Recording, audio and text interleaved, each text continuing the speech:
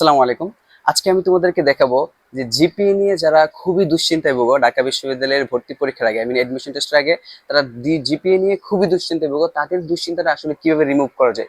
আসলে GPA matter করে, but GPA নিয়ে যে একটু দুশ্চিন্তা, জিপিএ এর জন্য আমার চান্স হবে না, আমার জিপিএ কম, আমার জিপিএ 3 পয়েন্ট, আমার জিপিএ 3 পয়েন্টের কম, আমি কি চাকরির চান্স পাবো, এটা কোনো ধরনের দুশ্চিন্তা করার দরকার নেই। তুমি দেখো, তোমার ঢাকা বিশ্ববিদ্যালয়ের যে ভর্তি বিজ্ঞপ্তিতে বলা হয়েছে তোমার তুমি যদি বিজ্ঞান বিভাগে হও, বিজ্ঞান বিভাগে হলে তোমার টোটাল জিপিএ দরকার তুমি ঢাকা বিশ্ববিদ্যালয়ে ভর্তি পরীক্ষায় ইলিজিবল হওয়ার জন্য। মানে you are now eligible to actually participate in Dhaka universities admission test.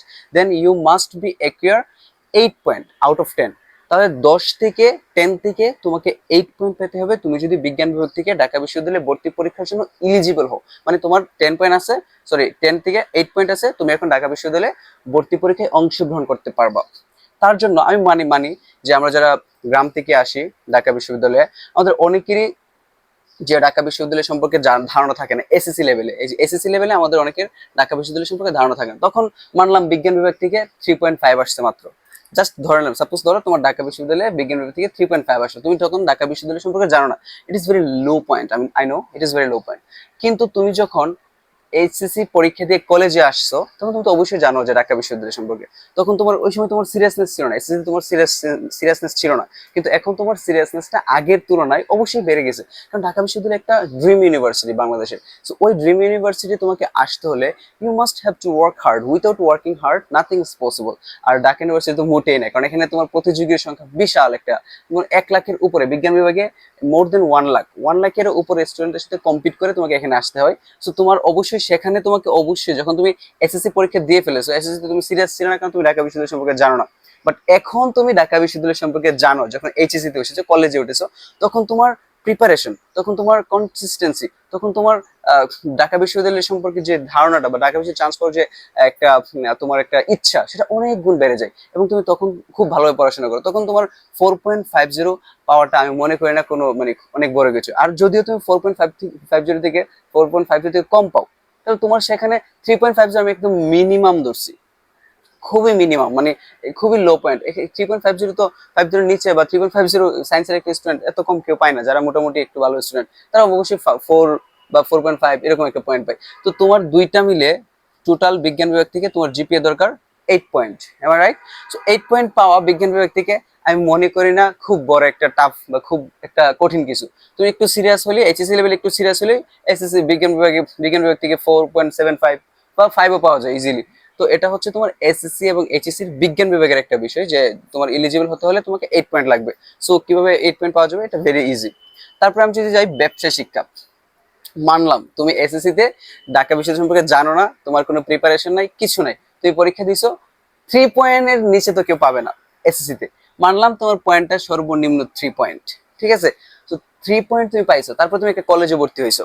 কলেজে ভর্তি হওয়ার পরে তুমি ঢাকা বিশ্ববিদ্যালয় সম্পর্কে জানলা, ঢাকা বিশ্ববিদ্যালয়ে একটু চর্চা করলা, তখন তুমি খুব মনোযোগ দিয়ে অ্যাটেন্টিভের সহিত পড়াশোনা করলা। তারপরে এইচএসসি তে তোমার ব্যবসা শিক্ষা বিভাগ থেকে 4.50 তোলাটা কোনো ব্যাপার না। আর আমি মানলাম তোমার এখানে 3 পয়েন্ট নাই, তোমার 3 পয়েন্ট এখানে এখানে এত 3 পয়েন্ট কম, মানে ব্যবসা শিক্ষা থেকে এত কম কারো চলে আসে না। আমি সর্বনিম্নটা ধরলাম, যে তুমি যদি ঢাকা বিশ্ববিদ্যালয়ে ব্যবসা শিক্ষা বিভাগ থেকে ভর্তি পরীক্ষার জন্য ইলিজিবল হতে চাও, তোমার মিনিমাম জিপিএ দরকার 7.5। তো 7.5 পেতে হলে তোমাকে এইচএসসি তে দরকার 5.50, সরি 4.50, কারণ 3 এবং 4 এই দুইটার কম্বিনেশনে 7.50 হয়। তো এখানে দেখো, তুমি এত কম তো কখনো পাবা না, কারণ একটা স্টুডেন্ট যখন সে মোটামুটি লেভেলের পড়াশোনা করে, তারপরে তার জিপিএ 3.50 উপরে হয়। তো 3 পয়েন্ট, অনলি 3 পয়েন্ট, মানে এটা কেউই পায় না, বেশি পাই, আমি সর্বনিম্নটা ধরলাম। তো তুমি যদি এসএসসি তে 3 পয়েন্ট পাও, তাহলে তোমার এইচএসসি তে পয়েন্টটা হবে তোমাকে 4.50 তোমাকে একুয়ার করতে হবে। আর এখানে যদি একটু বাড়ে, মনে করো এখানে আসলে তোমার 4, তখন সেখানে তোমার আবার 3.50 আসতে হবে। তাহলে মোটামুটি একটা কম্বিনেশন হয়ে গেল, যে এখানে একটু কম পাইলো, এখানে একটু বেশি হয়ে গেল, এখানে একটু বেশি হলো, এখানে একটু বেশি কম পাই গেল। তো এইচএসসি তে তোমার, তুমি যদি এসএসসি তে সর্বনিম্নটাও পাও যে 3 পয়েন্ট, তাহলে তোমার এইচএসসি তে আসতেছে কত 4.50, তাহলে তোমার টোটাল আসতেছে 7.50। তখন তুমি ঢাকা বিশ্ববিদ্যালয়ে ভর্তি পরীক্ষার জন্য ব্যবসা শিক্ষা বিভাগ থেকে ইলিজেবল। তারপর হচ্ছে মানবিক। মানবিকের মধ্যে সর্বনিম্ন তোমাকে ঢাকা বিশ্ববিদ্যালয়ে ভর্তি পরীক্ষায় ভর্তি যোগ্যতা অর্জন করতে গেলে, যে ঢাকা বিশ্ববিদ্যালয়ে ভর্তি সার্কুলার আছে, সেখানে বলে দেওয়া হয়েছে you must have to acquire 7.5 out of 10। In your total SSC and HSC. তো এইচএসসি এবং এইচএসসি তে টোটাল তোমার 7.5, টোটাল 7.5 তোমাকে অ্যাকিউর করতে হবে। তখন আমি ধরলাম তোমার সর্বনিম্ন এসএসসি তে তুমি সিরিয়াস ছিল না, তুমি ঢাকা বিশ্ববিদ্যালয় সম্পর্কে জানো না, তুমি পড়াশোনা করো নাই, কিছুই করো নাই, তোমার সর্বনিম্ন পয়েন্ট আমি ধরলাম 3 পয়েন্ট। তো সর্বনিম্ন যদি 3 পয়েন্ট হয় তাহলে তুমি এইচএসসি তে তুমি খুব সিরিয়াস ছিলা, খুব পড়াশোনা করছো, খুব পড়াশোনা করে তুমি ঢাকা বিশ্ববিদ্যালয় সম্পর্কে জানছো, তুমি তোমার ড্রিম ইউনিভার্সিটিতে আসার জন্য সর্বোচ্চ চেষ্টা করছো। ওই চেষ্টা থেকে তোমার পয়েন্টটা I am pretty much sure it will not be less than 4.5। তুমি যদি প্রিপারেশন নাও ভালোভাবে, সত্যি পড়াশোনা করো, তাহলে 4.5 এর কম পাওয়ার কথা না। তো 4.5 যদি পাও তাহলে তোমার টোটাল আসতেছে কত? 7.50।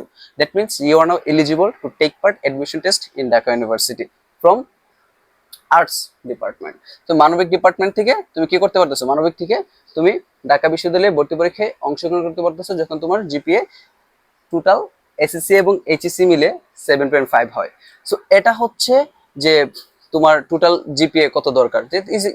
এটা খুব ইজি, যে যারা জিপিএ নিয়ে খুবই দুশ্চিন্তা করছো, যে এটা আসলে কোনো ফ্যাক্টই না। তুমি ঢাকা বিশ্ববিদ্যালয়ে ভর্তি পরীক্ষায় এলিজিবল হওয়ার পরে, আচ্ছা তারপর জিনিসটা আমি দেখাচ্ছি যে জিপিএ কত মার্কস, জিপিএ কিভাবে কাউন্ট করা হয়।